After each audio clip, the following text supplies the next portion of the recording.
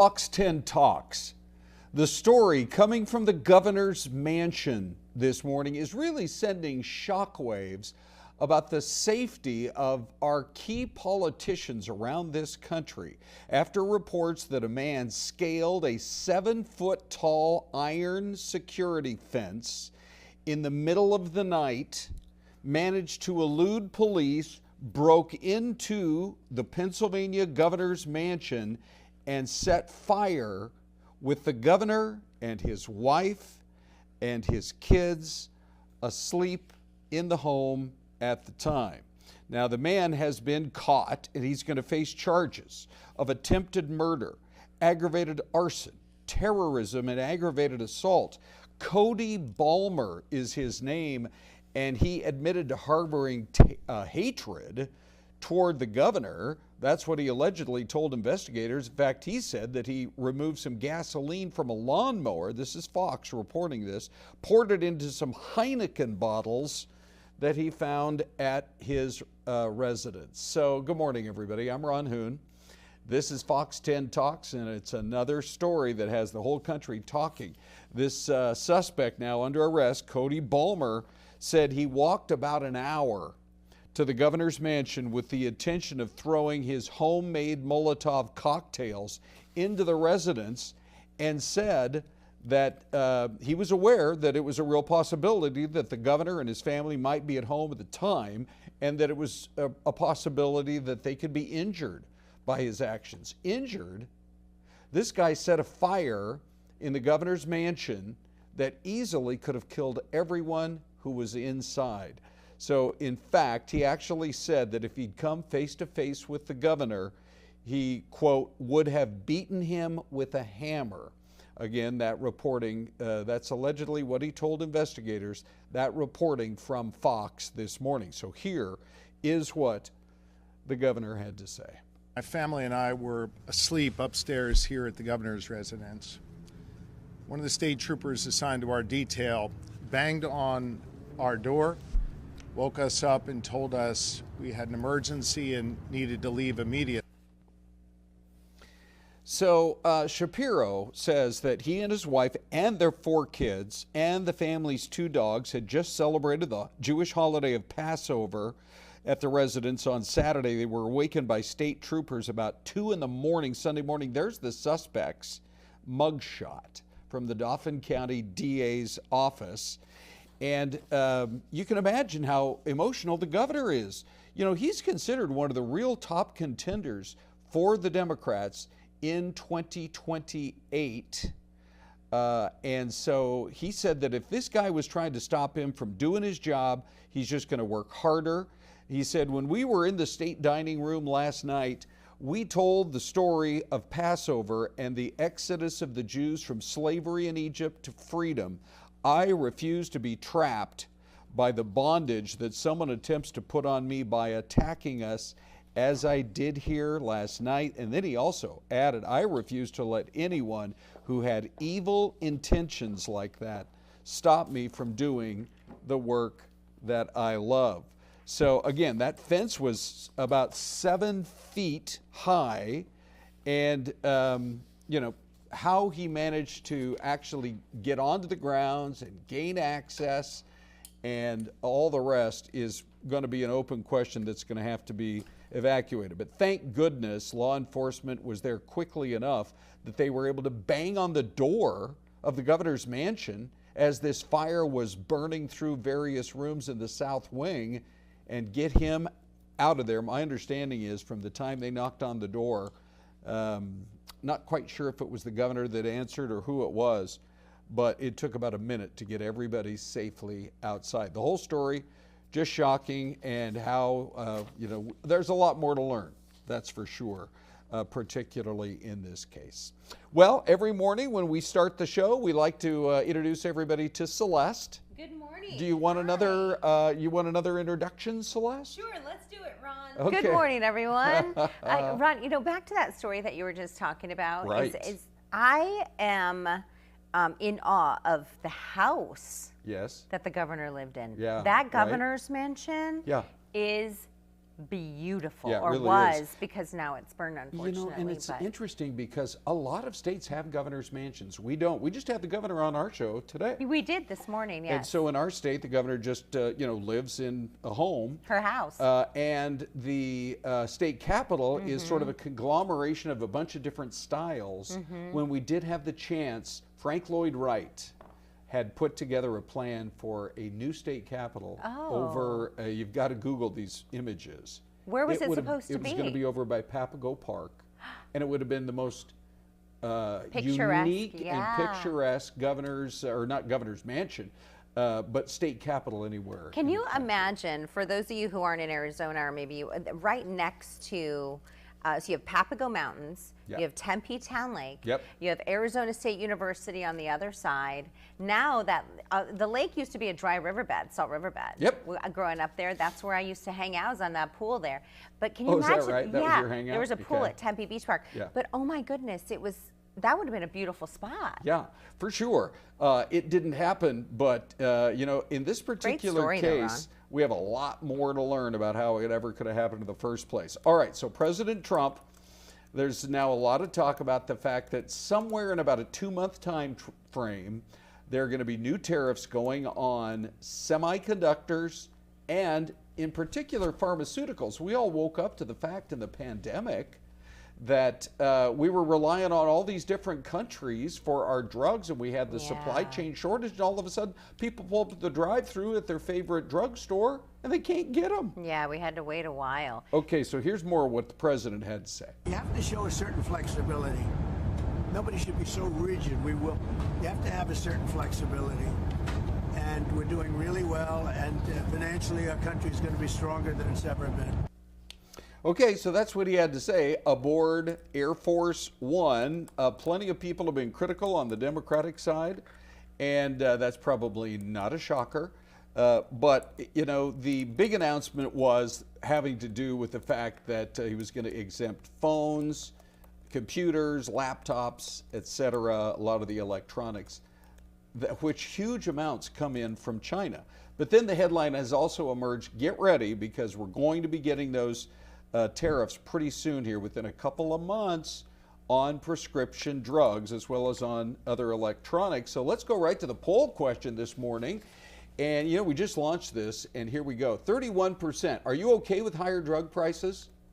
If we get to a position where we're not relying on other countries, they're actually being made here. 31% say yes. 59% say no. I pay too much for prescriptions already. And then there's another 10% say sure. If it's a situation where it's going to bring jobs to America, that's got to be considered as a plus, but only if they go up a little and not a lot. So. Well, I think there is something to be said for, you have a lot of families who travel to other parts of the world for experimental medicine. Yeah, that's a good point. So there's a lot of things I think we don't consider when we talk about the medical world, and like the medicines they provide, the procedures they provide, and how important it is to have like a global partnership on how we treat people. When I first realized that we were having these problems with in the early months of the pandemic, with supply chain shortages, I went to a big box store, Syleste. I won't give the name, but it's one of the biggest. Okay. And I was looking for suitcases because we were going to go on a trip. And they were basically sold out of suitcases. I said, how could a store this big be sold out of suitcases? Yeah. Well, pretty soon we learned that people were having a hard time getting their regular prescription drugs because we'd become so dependent on India, China, Mexico. Those are the big three producers of drugs now. Well, a lot of people go to Mexico for their drugs in Arizona. Yeah. I did a story with a group of seniors from that took a bus down to Algodones, and they picked up some of the medications they needed on the border. It's booming business on the Arizona-Mexico border. Hey, can I just mention to everybody that Justin Lum is doing an amazing job. We're going to have full coverage again today on the Lori Vallow Daybell trial. But he had a chance to interview Kay Woodcock, a family member, and her husband about what this whole experience has been like for them as their relative, Lori Vallow Daybell, is on trial for conspiracy in the death of her former husband. Take a listen to what they told Justin. You know what I learned? after my testimony, some friends that were sitting on the front row with me, and they saw when Trina was questioning me, Lori was visibly shaking. She was shaking, trying to get her to turn the page on her pad. She was shaking. She was shaking. What? Yes, she was afraid, and I'm like, good. That was wonderful to hear that. You were nervous, but at no point were you going to be intimidated. No, by I was her. not intimidated. I mean, this is someone that you were close with. Yes. And there's stuff needs to be resolved in your mind. Yes. There was no intimidation. Yeah. I felt zero intimidation. And obviously, she felt intimidation. She was worried. What was I going to say? Okay, so there is Kay Woodcock, who has obviously been front and center here, and we've used her quote many times, where it started in Arizona, it needs to come to an end in Arizona. People are like, yeah, we already watched that trial up there in Idaho, and that was really something with the death of her kids. But now she comes back here to face justice, and I feel like our team has some of the best coverage that you can find probably anywhere. Well, and if you look on our Fox 10 local app, many of you are actually watching on the app this morning. There are a number of different stories that Justin has provided and the team has put together to give you some background. Can you believe, Ron, it's been 2019. I recall when they went missing, I think it was in September, it was the beginning of the school year, and I don't recall who the reporter was, but they were at their school, and they were talking to teachers, and they said, oh yeah, they, all of a sudden one day they just weren't in class anymore. They moved up to Idaho, or they weren't in class, so we didn't know where they were. And so it did begin here, this case. Right. But yeah, Justin and the team they've done a great job. Hey, did you get through the weekend okay, Celeste? The heat didn't bother you at all? We were actually traveling for sports. Oh, were you? So okay. I got to wear a sweatshirt in SoCal. Oh, good for you. Well, you know who was a little warm? Was the elephant at the Phoenix Zoo. And so they posted this video, and people all around the country have been talking about the fact that everybody's got to stay cool when we hit 100 degrees. The thing that I think is so great is this. We don't have any hundreds in the forecast at all. In fact, we might dip down into the 70s later this week. That's really great. Hey, let's go to the mystery cam. Where do you think this is? You can guess, and we'll be back in 2.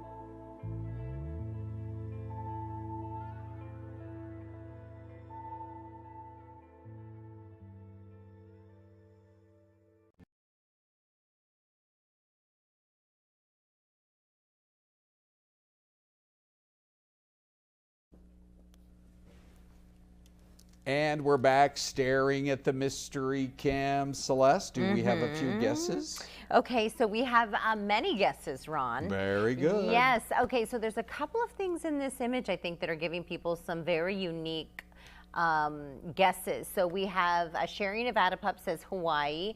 RLS Vid says Honolulu. Leo says Hawaii as well, because do you see the Foodland Market down below? Okay. That you do see those on the islands. Well, so Darshay is one of our newer commentators. Hi, Darshay. Hi, Darshay. Glad you're with us. She's guessing California. It has a kind of a California feel to it. It does. You like, oh, look at Tyler, changing my guess to Hawaii. Well, you're not locked in. The rules are pretty loosey-goosey. Yeah, Tyler said Colorado. Yeah, you guys are free to post as many different guesses as you want. Lisa says Arkansas, and Sammy says New Mexico. All right, so what do you want to go with here, Oh, Celeste? now, you know what? We are... are you going with anybody, by the way? I'm going to go with Hawaii. Okay. Now, you have to say which island. Oh. I'll go the Big Island. Okay. Because I think it's Hawaii too, but I'm going to go Maui. Maui. Okay, here's you. Oh, you know what? That's a real mystery cam right there, Celeste. I'm going to go Maui too. I'll go with you. Okay, so... here we go. Oh, Kapolei. Okay. Kapolei, Hawaii. Oh, so now we have to go figure out which island it's on. Hold on, let me look. Okay. Because Dean Fazzini's getting fancy on us. This is Kelly Laws. Kelly's in for Dino this week. Oh, it's Oahu. Oh, we both missed it? Yeah, we both missed it. We were both close and we missed it. Well, do we get it on a technicality if we said Hawaii? Yeah, sure. All of you at home not? get it on a Okay, technicality. good. Celeste, are you guys going to do traditional Easter eggs this year or something else for Easter? Have you even considered that? I saw you do the big marshmallows. Yes. I saw you talking about that earlier right. today.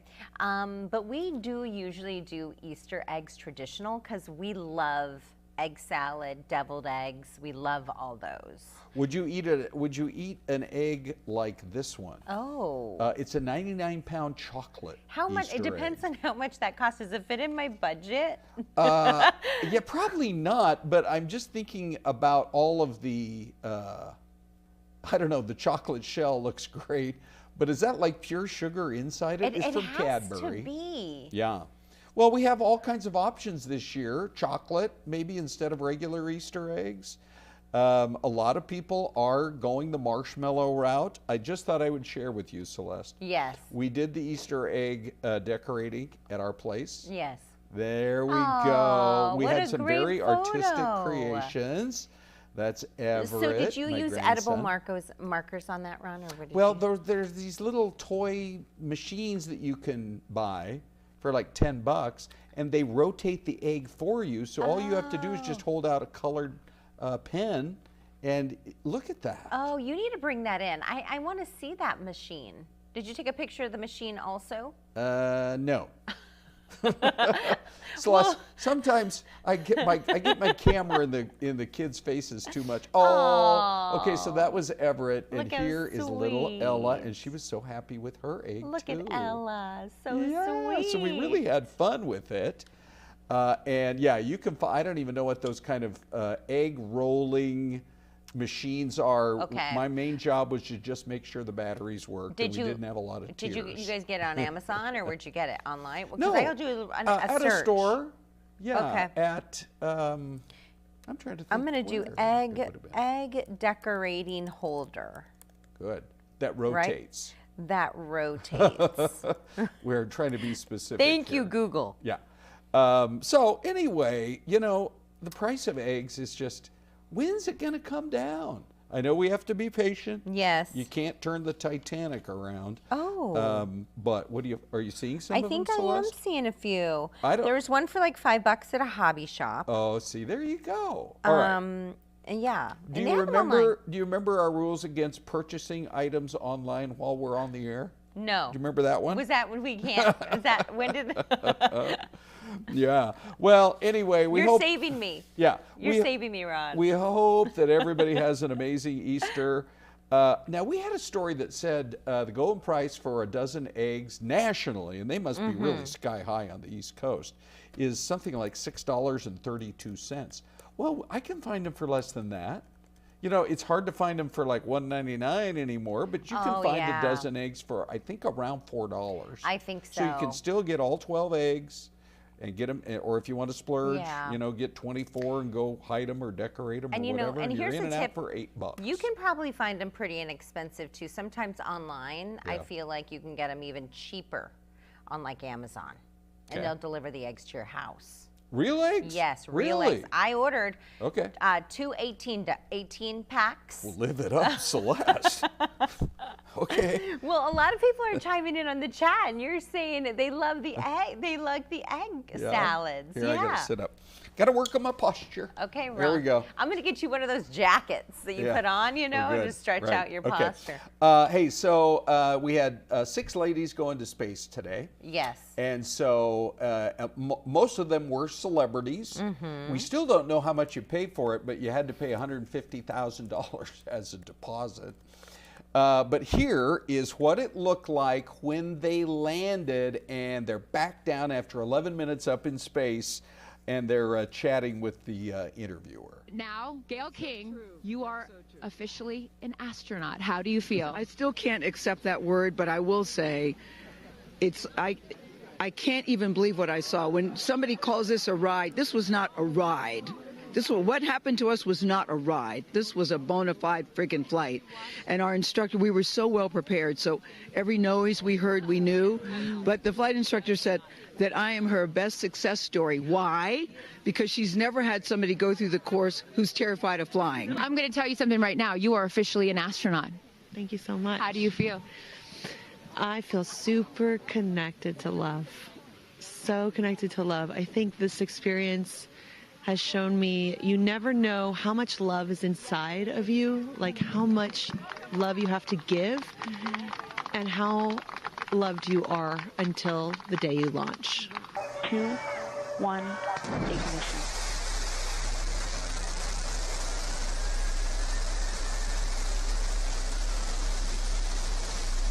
So there is liftoff. New Shepard has cleared the tower. Yeah, it's always so amazing to watch. But Celeste, yes. First of all, 11 minutes in space has totally changed Katy Perry's world. I know. What about she said that? she's fallen in love. I know. With who? With who though? Herself? The Earth. She did kiss the Earth. She did. It made you think. Okay, are they really astronauts? Yes. Okay, so here's the definition. They are. Okay. And the definition of an astronaut is a person who is trained to travel in a spacecraft. Okay. And they were indeed trained to travel in a spacecraft. Okay, as long as it doesn't bother the real astronauts who spend their life prepping. I was thinking we could get Senator Mark Kelly on the phone. Yeah, and ask him what he thinks about this whole idea. I don't really know the kind of training these guys go through. I assume it's a few days or maybe. Week, and what do they have food there on board in case they were stuck for 9 months? Yeah, right. Well, like I said, probably your biggest hope when you're heading right up into space is that the spacecraft remembers to stop and come back down to Earth. So I have to give a quick shout out to Jen's Wall in the chat. She said, nope. I asked all of you I said, what do you think about going to space? Would you ever? Yeah. She said, nope, not going to space. Watched way too many movies that showed what could happen, including aliens. Oh. Are you a believer, Ron? In aliens? Yes. Sure. Yeah. I don't believe in alien abduction. I think most of the stories of alien abductions so far, I'm not a big believer in that. But you believe they exist. It makes sense if you think about the odds. Well, but are we the most advanced society in all of the Milky Way? In the entire galaxy? In the entire galaxy? I don't know. And by the way, what's on the other side of the galaxy? Did you ever figure that one out? Probably like a black hole. I mean, you're a professor, Celeste. I am a professor, let's hear your I'm opinion. guessing it's a black hole. On the other side of the galaxy. Yeah, so we're all going to be swallowed up? Celeste, let's not frighten people here on the streaming show. Either that or there's like a space junk floating everywhere. Remember when that whole thing, they're like all this space junk's up there flying everywhere? Well, I'm just glad that the meteor that they keep watching has gone from remember they had 1%, then 3% odds, and now it's like way below 1%. So I think we're fine. But anyway, so I was visiting with our E&G coordinator, our editor, Jeff, and he's like, if you're going to show something on the streaming show today, you need to show what happens when it comes back down to Earth. Ooh, let's do it. You guys are going to love this. Check this out. This is something that had never been done before until just a few years ago. Truly the stuff of science fiction that you're about to watch in just seconds. That's the sonic boom. Wow. It's coming down that fast. That's the sonic boom. And then look at this. Watch this. Let's just watch this for a second.